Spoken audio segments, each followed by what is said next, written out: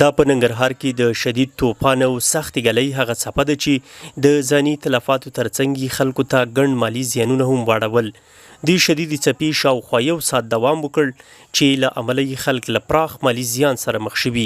او نور د الله د طرفه طوفان و بس نه شیشې شته د دیوالونو په سر، نه د کورونو په سر شته دی، نه ونې شته دی، نه باغونه، ټول طوفان شوي دي. زما دغه د ملکو باغ هغه ټول طوفان شوي دي او لتې دي.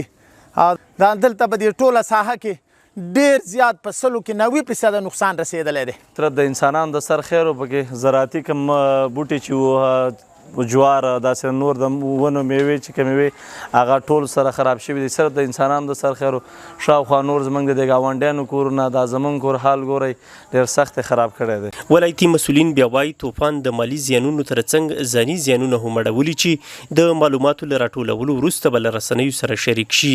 د سیمې خلک همداراز له اړوندو ادارو او مؤسساتو د مرستې غوښتنه لري او وایي چې باید لاسنیوی یې وشي.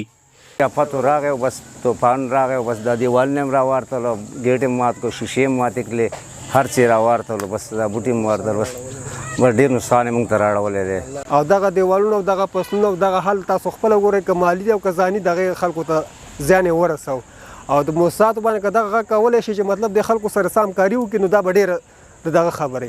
که څه هم دې څپې یوازې د ننګرهار بهسود او نږدې څو ولسوالۍ ځپلي دي، خو ځایي خلک وایي د شدید طوفان او سختې ګلۍ د دومره زورورې څپې لیدل یې په ژوند کې لومړی ځل و.